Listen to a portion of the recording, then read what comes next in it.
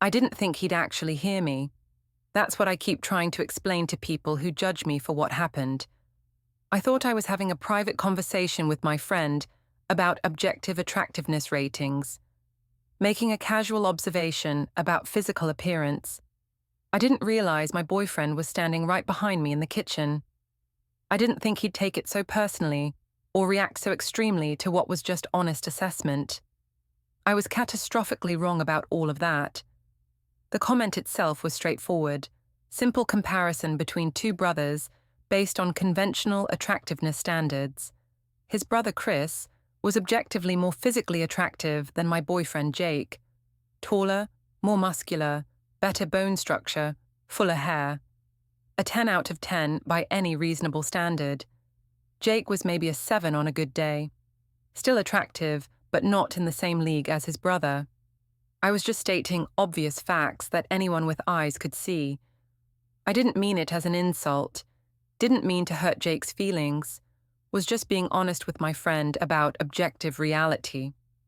But Jake heard everything, and his response destroyed our 3-year relationship in less than 10 minutes. My name is Ashley. I'm 27 years old. I work in retail management making decent money. I'd been dating Jake for 3 years, living together for 1 year in his apartment. Good relationship overall. Compatible in most ways. Talked about marriage eventually. Met each other's families. Normal stable couple trajectory. Jake is a good guy. Works as an accountant making solid middle-class income. Reliable, steady, kind, treats me well. Not the most exciting person, but a good partner. We had a comfortable life together. Nothing spectacular, but nothing wrong either. Jake has an older brother named Chris, 32 years old compared to Jake's 29. Completely different physical appearance despite being siblings. Chris is 6'3", muscular from regular gym routine, square jaw, thick dark hair, blue eyes. Works in sales at a tech company, making significantly more money than Jake. Drives a nice car. Lives in an expensive downtown loft.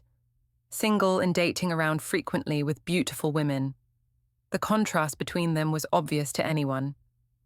Chris looked like he could be a model or actor. Jake looked like a normal average guy you'd see at the grocery store. Both perfectly fine, but objectively different leagues in terms of conventional attractiveness. I'd met Chris multiple times over 3 years at family events and gatherings. Thanksgiving, Christmas, Jake's birthday parties. He was always friendly, but distant with me. Polite, but not warm.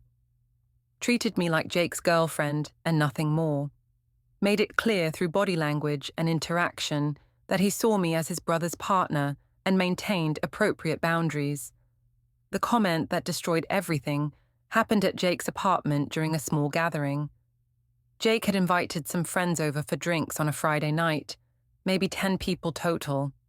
My friend Rachel was there, Jake's college friends, some co-workers, casual party atmosphere. Chris stopped by briefly around 9 p.m., had plans to meet friends downtown, but wanted to say hi to Jake first. Stayed for maybe 20 minutes making small talk with everyone.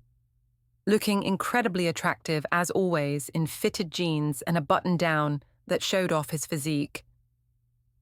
After Chris left to go meet his friends, Rachel and I were standing in the kitchen refilling our wine glasses. The music was loud in the living room. We thought we were having a private conversation. "Chris is so hot," Rachel said, watching through the window as Chris walked to his car. "Like seriously a 10 out of 10. Does he have a girlfriend?" "He's single and dates around a lot," I said. "He's definitely out of my league, that's for sure." "You're with Jake, though." "Yeah, but objectively speaking, Chris is like a 10, and Jake is maybe a 7 on his best day. The difference is pretty stark when you see them together." "Do you ever think about what it would be like to be with Chris instead?" I laughed. "I mean, obviously Chris would be the better option purely based on looks and success, but he'd never be interested in me anyway. So I'm happy with Jake. He's good to me, even if he's not as attractive as his brother." "That's practical," Rachel said. "That's realistic," I corrected. "You don't always get the hottest guy. Sometimes you get the good guy who treats you well, even if he's not a 10. That's when I heard Jake's voice behind me, cold and hard. So I'm a 7 and Chris is a 10. I spun around. Jake was standing in the kitchen doorway holding an empty beer bottle, face completely expressionless, eyes hurt and angry. My stomach dropped. Jake, I didn't mean... You said Chris is a 10 and I'm a 7, Jake stated flatly. You said Chris would be the better option based on looks and success. You said you're happy with me even though I'm not as attractive as my brother. Rachel grabbed her wine and fled to the living room immediately, leaving me alone with Jake. I was just talking with Rachel about objective attractiveness. You compared me to my brother, Jake interrupted. Rated us both, decided he's a 10 and I'm a 7. Said he'd be the better option, but you're settling for me because he wouldn't be interested in you anyway. That's not what I meant. Then what did you mean? Explain it to me. Before we get into it, don't forget to like and subscribe, and hit hype to boost this episode. Drop a comment below with your city or country. I'm always curious where viewers are joining from. I meant Chris is objectively more conventionally attractive by standard measures. A 10 versus a 7, Jake repeated, 3 full points lower. You think I'm significantly less attractive than my brother. You think you could do better if Chris was interested in you instead of me. I'm with you because I want to be... You're with me because you think Chris wouldn't want you, Jake corrected. That's what you said. That he'd be the better option, but he's out of your league, so you're happy enough with me instead. That I'm the consolation prize because you couldn't get my brother. Jake, you're taking this out of context. You said I'm a 7 and he's a 10 in our own home with our friends here, Jake said, voice getting louder. You told your friend you'd rather be with Chris based on looks and success, but you're settling for me. How is there any context that makes that okay? People were starting to notice something was wrong. The music seemed quieter. Conversations in the living room were stopping. Can we talk about this privately? I asked. No, we can talk about it right here since you were comfortable comparing me to Chris publicly in my own kitchen. I was having a private conversation. In a room full of people at a party in my apartment, Jake said. Nothing about that was private. You just didn't think I'd hear you. He was right. I'd thought he was in the living room with his friends, not close enough to overhear the kitchen conversation. I'm sorry, I said desperately. I shouldn't have said it like that. Like what? Honestly, you shouldn't have been honest about thinking my brother is significantly more attractive than me, and that you'd rather be with him if he wanted you. That's not what I meant. It's exactly what you meant, Jake said. You compared us, rated us, found me lacking, admitted you're only with me because you think my brother is out of your league. People were definitely watching now. The party had gone completely silent. You know what, Jake said. You should go find out if Chris wants you, since he's a 10 and I'm just a 7, since he's the better option you'd rather have. What are you saying? I'm saying we're done, Jake stated clearly. I'm not staying with someone who thinks I'm second choice to my brother, who's rating us and comparing us and deciding I'm good enough only because she thinks she can't do better. Go see if Chris is interested. Maybe you're right that he's out of your league. Maybe you'll find out you were actually with the right brother all along. Either way, you're not with me anymore. Jake, please don't do this. I want you to pack your things and leave this weekend, Jake said. This is my apartment, my lease. You can go stay with Rachel or your parents. But you're not living here anymore comparing me to Chris every time you see us together. You're breaking up with me over one comment. I'm breaking up with you over the fact that you think I'm a 7 and my brother is a 10, Jake said. Over you telling your friend you'd rather be with him based on looks and success. Over you admitting you're only with me because you think he wouldn't want you. That's not one comment. That's revealing how you actually see me and our relationship. I love you. You love that I'm available and treat you well while you wish you could be with someone more attractive and successful, Jake said. That's not love. That's settling, and I'm not letting you settle for me anymore. He walked out of the kitchen, went to the living room and announced to everyone that the party was over. Asked people to leave. People gathered their things quickly and left, giving me sympathetic or judgmental looks as they filed out. Rachel hugged me on her way out. "I'm so sorry. I didn't know he was there." "It's not your fault," I said, crying. "I shouldn't have said it." Within 15 minutes, everyone was gone. Just me and Jake alone in his apartment. "I need you to understand something," Jake said calmly. "My whole life, I've been compared to Chris. He's taller, more athletic, better looking, more successful, gets more attention from women. I grew up watching people react to him versus me, watching girls choose him over me, watching family members praise him more. I didn't know, and I thought with you it was different," Jake continued. "I thought you chose me because you wanted me. Not because you were settling until someone better came along. Not because Chris wasn't available, but because you actually saw my value." "I do see your value. You see me as a 7, Jake said. 3 points below my brother. Good enough because you think you can't get better. That's not seeing my value. That's ranking me and finding me acceptable but not ideal. People compare physical attractiveness all the time. Not their partner to their partner's sibling in their partner's home," Jake said. "That's specifically cruel. That's touching on insecurities you knew existed or should have known existed." He was right. I should have known that being compared to an objectively more attractive older brother would hurt him. "I want you gone this weekend," Jake repeated. "Pack your things, find somewhere to stay. We're done." I tried apologizing multiple times that night, tried explaining I didn't mean it the way it sounded, tried telling him I loved him and chose him and wanted to be with him. He wasn't interested in hearing any of it. "You said what you said," Jake told me. "You can't unsay it. You can't make me unhear it. I know now that you think Chris is a 10 and I'm a 7, that you'd rather be with him if he wanted you, that you're only with me because you think he's out of your league. That's going to be in my head forever if I stay with you. So, we're done."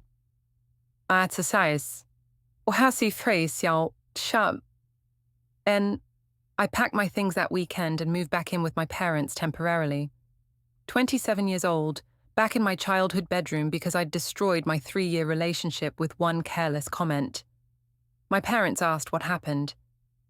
"Jake and I broke up," I said vaguely. "Why? I thought you two were solid." I told them the truth.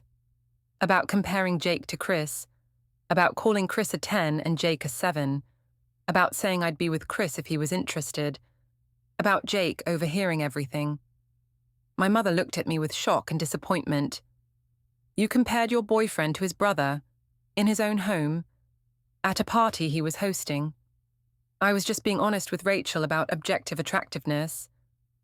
"You were being cruel," my mother interrupted. "You told someone you'd rather be with your boyfriend's brother if you could. How did you think that would make Jake feel if he heard?" "I didn't think he'd hear—" "That doesn't make it better," my mother said. "It makes it worse. You were comfortable saying those things because you thought he wouldn't find out. That's betrayal." "I was just stating facts about physical appearance." "You were ranking your boyfriend against his brother and finding him lacking," my mother said. "You admitted you're only with him because you think his brother is out of your league. That's devastating for anyone to hear. Jake had every right to end things." My father was more direct. "You made a fool of yourself and hurt a good man. Jake treated you well. You lived in his apartment rent-free for a year. You had a stable relationship, and you threw it away by publicly comparing him to his brother at a party." "I didn't mean to hurt him." "But you did," my father said, "and now you're facing the consequences of saying cruel things because you thought you wouldn't get caught." My friends' reactions were mixed when the story spread through our social circle. Rachel felt terrible. I shouldn't have asked about Chris. I shouldn't have encouraged that conversation. "It's not your fault." I chose to answer honestly. "But I started it by talking about how hot Chris is. I put the comparison in your head." "I was already thinking it," I admitted. "You just gave me permission to say it out loud." My other friends were less sympathetic. "You told Jake you think his brother is a 10 and he's a 7, my friend Melissa asked. "In his own apartment at his own party. What were you thinking?" I wasn't thinking. It was just casual conversation with Rachel about attractiveness. It was cruel, Melissa said. Everyone knows being compared to a sibling hurts, especially an older, more successful, more attractive sibling. You touched on Jake's biggest insecurity. I didn't know he was insecure about Chris. Of course he is, Melissa said. Any younger brother would be insecure about an older brother who looks like a model and makes more money. You should have known that. She was right. I should have been more aware, more considerate, more thoughtful about how my words might impact someone I supposedly loved. I tried reaching out to Jake multiple times in the weeks after I moved out, texted him apologizing, called and left voicemails, sent messages explaining I hadn't meant to hurt him and wanted to work things out. He responded once, "I don't want to work things out. You showed me how you really see me compared to my brother. That doesn't go away because you're sorry you got caught saying it." I showed up at his apartment 2 weeks after the breakup. He let me in reluctantly. "What do you want, Ashley?" "I want to fix this. I want us to get back together." "We're not getting back together." "I made one mistake. You revealed how you actually think," Jake corrected, "that I'm significantly less attractive than Chris, that you'd rather be with him if you could, that you're only with me because you think he's out of your league. That's not one mistake. That's your actual opinion." "I was being stupid. You were being honest," Jake said. "That's the problem. I now know you see me as a 7 and Chris as a 10. I know you'd trade up to him if you could. I know I'm your second choice. How am I supposed to stay with you knowing that?" "Because I love you." "You love what I provide," Jake said. "Stability, companionship, someone who treats you well. But you don't think I'm good enough compared to Chris. You said so yourself." "I was wrong to compare you." "You compared us because that's how you actually see us, in different leagues, with him being significantly more attractive and successful. You can't take that back just because I heard you say it. Please give me another chance." "No," Jake said firmly. "I deserve to be with someone who thinks I'm a 10. Someone who doesn't wish I was taller, or more muscular, or more successful like my brother. Someone who chose me because they actually want me, not because they couldn't get someone better." "I do want you." "You want Chris," Jake corrected, "but you think he's out of your league. So you settled for me. That's what you said, and I'm not staying with someone who sees me that way." He asked me to leave. I left crying, realizing he was serious about this being permanent. 3 weeks after the breakup, I ran into Chris at a grocery store. He recognized me immediately. "Ashley," Chris said, friendly but distant. "Hi, Chris. I heard about you and Jake breaking up. He told me what happened." My face burned with embarrassment. "He told you what I said?" "Yeah. About me being a 10 and him being a 7. About you saying you'd be with me instead if I was interested." "I'm so sorry, I was being stupid. It was just casual conversation that came out wrong." "It came out exactly how you meant it," Chris said. "You compared us, rated us, decided I was more attractive, and that you'd rather be with me if you could." "It didn't mean anything." "It meant everything to Jake," Chris said. "He's my younger brother. He spent his whole life being compared to me, by our parents, by teachers, by girls, by everyone. He's always been second to me in people's eyes, even though he's a better person than I am." "I didn't know." "You should have known," Chris said. "Anyone with basic awareness would understand that comparing someone to their more successful sibling would hurt them." "I'm sorry." "Don't apologize to me," Chris said. "Apologize to Jake. Though I doubt it matters at this point. He's done with you." "Do you think he'll ever forgive me?" "I think you destroyed his trust completely," Chris said. "You made him feel like he's not enough, like he's just acceptable because you couldn't do better. That's not something you forgive easily." "Would you ever?" I started to ask. "Would I ever what? Date you?" Chris asked. "No, absolutely not. You're exactly the kind of person I avoid. Someone who sees people as ratings and rankings. Someone who compares brothers to each other. Someone who'd hurt my brother like that. You have no chance with me. 0. He left without another word, left me standing in the grocery store understanding that I'd lost Jake and never had a chance with Chris anyway. I spent months replaying that night, wishing I could take back what I'd said, wishing I'd been more aware that Jake was close enough to overhear, wishing I'd valued what I had instead of casually comparing him to his brother. But I couldn't take it back, couldn't undo the damage, couldn't make Jake unhear that I thought he was a 7 and Chris was a 10, couldn't erase the fact that I'd admitted I'd rather be with Chris if he wanted me. My therapist asked hard questions. Why did you compare Jake to Chris? Because Chris is objectively more attractive by conventional standards. But why say it out loud? Why tell your friend you'd rather be with Chris?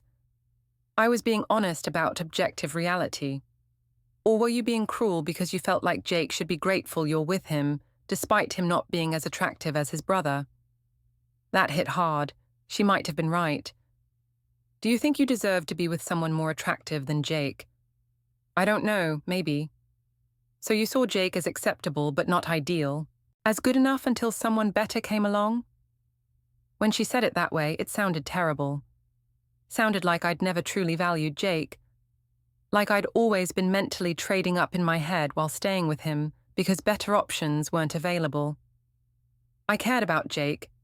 Did you? Or did you care about having a stable relationship with someone who treated you well while wishing he was more like his brother? She was right. I had wished Jake was taller, more muscular, more successful, more like Chris. I'd loved Jake but also wished he was different in ways that would make him more attractive and impressive. 6 months after the breakup, I saw Jake on social media with someone new. A woman who was pretty but not stunning, normal looking. They looked happy together in photos. He looked at her the way he used to look at me before I destroyed everything. I wondered if she compared him to Chris, if she thought Chris was more attractive, if she wished Jake was different. Probably not. Probably she valued Jake for who he was, without constantly measuring him against his brother.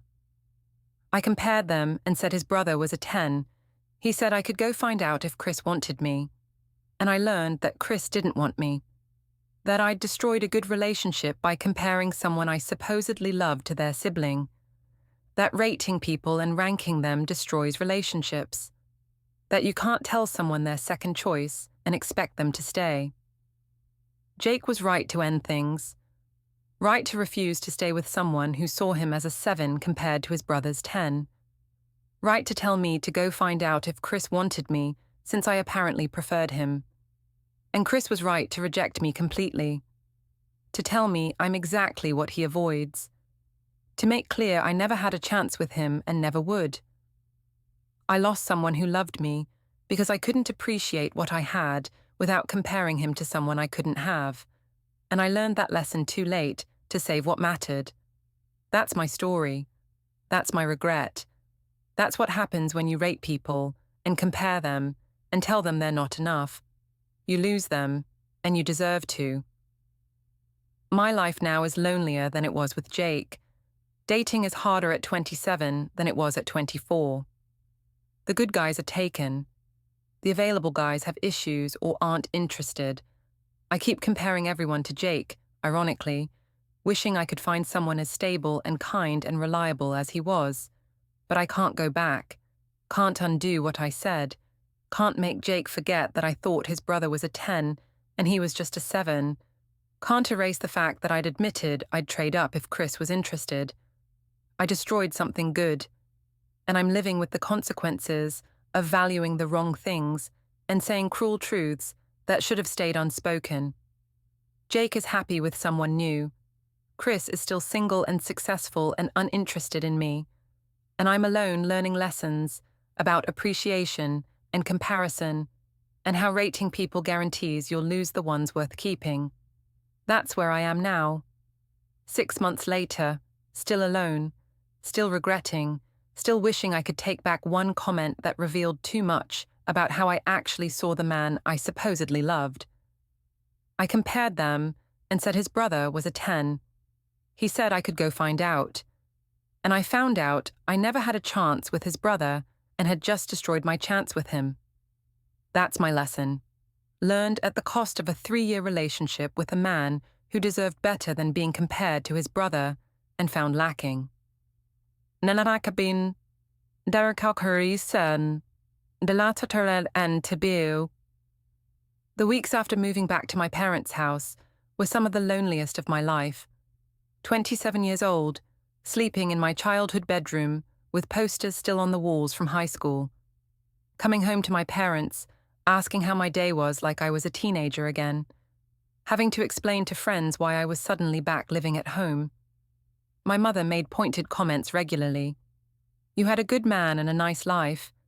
You threw it away by comparing him to his brother at a party. What were you thinking? I wasn't thinking clearly. You were thinking very clearly, my mother corrected. You were thinking Chris was more attractive and more successful, and you wished you were with him instead. That's exactly what you were thinking when you said it. It was just an observation about physical appearance. It was a betrayal, my mother said firmly. You compared your boyfriend to his brother in his own home. You told your friend you'd rather be with the brother if you could. That's not observing. That's wishing you were with someone else. She was right, and I knew it. I had wished Jake was more like Chris. Taller, more muscular, more successful, more impressive.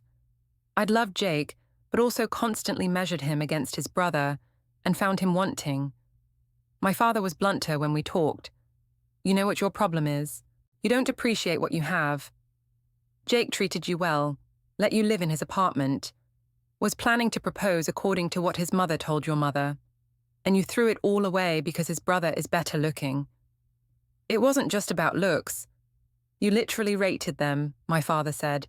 Said Chris is a 10 and Jake is a 7. That's reducing them to numbers based on appearance. That's the most superficial thing you could possibly do.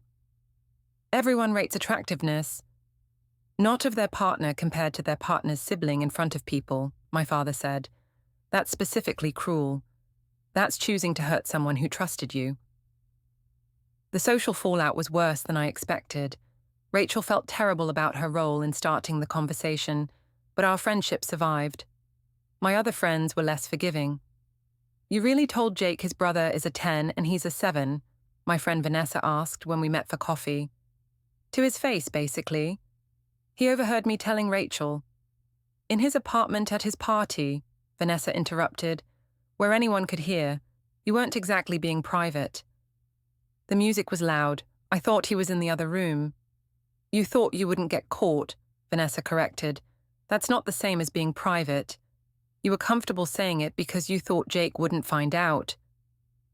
I was just being honest with Rachel about objective attractiveness. You were being cruel about your boyfriend to your friend, Vanessa said. You compared him to his brother and found him lacking, then admitted you'd rather be with Chris if he wanted you. How is that anything other than cruel? She was right. There was no way to frame it that made it sound less terrible. My coworker David, who knew Jake through mutual friends, confronted me directly at work.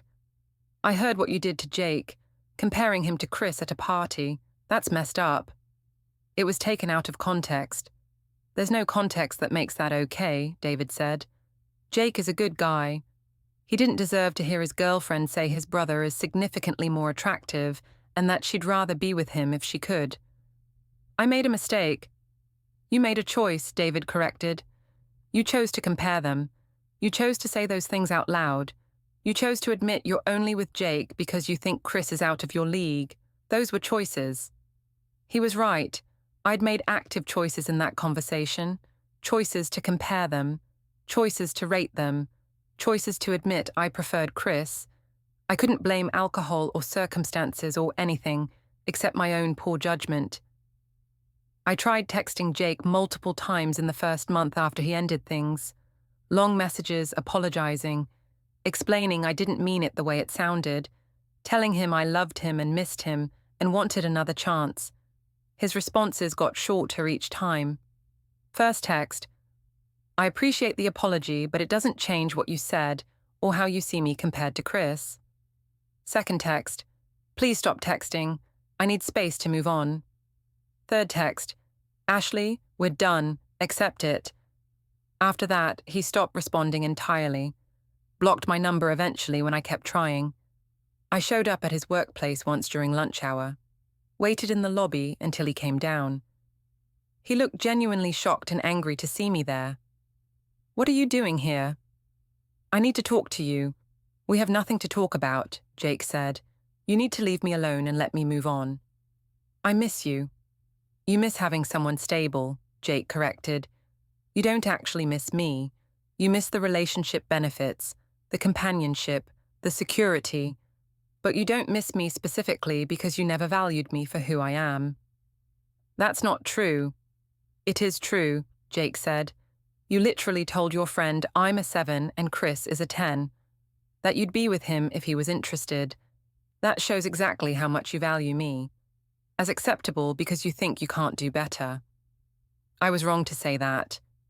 "You were wrong to think it," Jake said, "because you clearly thought it long before you said it. You'd been comparing us the whole time we were together. You'd been measuring me against Chris and finding me lacking. The only difference is I finally heard you admit it." "Please give me another chance to prove I love you." "I don't want you to prove anything," Jake said. "I want you to leave me alone so I can find someone who thinks I'm enough exactly as I am. Someone who doesn't wish I was taller, or more muscular, or more successful like my brother. Someone who chose me first without comparing me to anyone." "I did choose you." "You chose me because you thought Chris was unattainable," Jake said. "That's not choosing me. That's settling for me. And I'm not interested in being anyone's second choice or consolation prize." Security was approaching, having been called because I wasn't an employee. "You need to leave," Jake said. "Don't contact me again. Don't show up at my workplace. Don't try to run into me places. We're done, and that's final." I left before security reached me, crying in my car for an hour before driving home. My attempts to contact Chris went even worse. I sent him a message on social media apologizing for what I'd said and asking if we could talk. His response was brutal. "You have nothing to apologize to me for. Apologize to Jake. And don't contact me again. You're not someone I have any interest in knowing or talking to." I tried explaining that I just wanted to clear the air and maybe explain myself. His response: "There's nothing to explain. You compared me to my brother, rated us both, and admitted you'd prefer me if I was interested. I'm not interested. I never will be. You're exactly the type of person I avoid. Shallow, ranking people by appearance and success, willing to hurt someone who cares about you. Leave me alone." He blocked me after that, made it clear there was no possibility of anything between us and never would be. The worst moment came 4 months after the breakup. I saw Jake at a restaurant with a woman. They were sitting at a table by the window, laughing together, looking comfortable and happy. She was pretty but not stunning. Normal looking. Girl next door type. I watched them for a few minutes from across the street, hidden behind my car. Watched how Jake looked at her. How she looked at him. The easy intimacy between them. The way he smiled at her, the way he used to smile at me. They looked genuinely happy, like they were building something real, based on mutual respect and affection, like she valued him for who he was, without comparing him to anyone else. I drove home crying, understanding fully for the first time that I'd lost Jake permanently, that he'd moved on, that he'd found someone who saw his value in ways I never had. My therapist asked me during one session why I thought I'd compared Jake to Chris in the first place. "Because Chris is objectively more attractive by any standard metric." "But why did you need to say it out loud?" she interrupted. "Why did you need to tell Rachel that you rated them and preferred Chris?" "I don't know. It came up naturally in conversation." "Did it? Or did you bring it up because you wanted validation for settling for Jake instead of holding out for someone like Chris?" That hit hard. She might have been exactly right. "I think you were looking for permission to be with someone you saw as less attractive," my therapist continued. "You wanted Rachel to tell you it's okay to be with a 7 when you think you deserve a 10. You wanted external validation for your choice." "Maybe," I admitted, "but what you got instead was Jake hearing that you'd been settling for him all along, that you'd been comparing him to his brother the whole relationship, that you saw him as acceptable but not ideal, That destroyed his trust and self-esteem. She was completely right.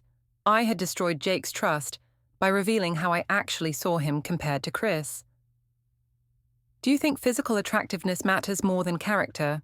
she asked. "No, character matters more. But you rated Jake as a 7 and Chris as a 10, based purely on physical appearance," she pointed out. "You didn't factor in that Jake treated you well, was reliable, was planning a future with you. You reduced him to a number based on looks." "I was just being honest about physical attractiveness." "You were being reductive," she said. "You were treating human beings as products to be rated and compared. That's not healthy relationship behavior. That's objectification." She was right. I had objectified both Jake and Chris by reducing them to attractiveness ratings, had treated them as things to be compared rather than as unique individuals with value beyond their appearance. "Why do you think Chris rejected you so firmly when you reached out?" my therapist asked. "Because he wasn't interested." "Because you showed him you're someone who compares brothers to each other," she said. "Someone who hurt his brother badly. Someone who sees people as ratings and rankings. Chris didn't reject you because you're not attractive enough. He rejected you because you have character issues that make you someone he wants nothing to do with." That hurt, but I knew she was right. Chris hadn't rejected me because I wasn't pretty enough or successful enough. He'd rejected me because of who I'd shown myself to be through my treatment of Jake. I compared them and said his brother was a 10. He said I could go find out if Chris wanted me. And I found out that comparing people destroys relationships. That rating your partner against their sibling is relationship poison. That Chris wanted nothing to do with someone who'd hurt his brother that way. That I'd lost someone good because I couldn't appreciate him without measuring him against someone else. 6 months later, Jake is happy with someone new who values him. Chris is still successful and single and uninterested in me. And I'm alone, learning lessons about appreciation and comparison that came too late to save what I had. That's where my story ends. With me understanding what I lost and why I lost it. Understanding that my words revealed how I actually saw Jake. Understanding that you can't compare someone to their sibling and expect them to stay. Jake deserved better than someone who thought he was a 7 while his brother was a 10.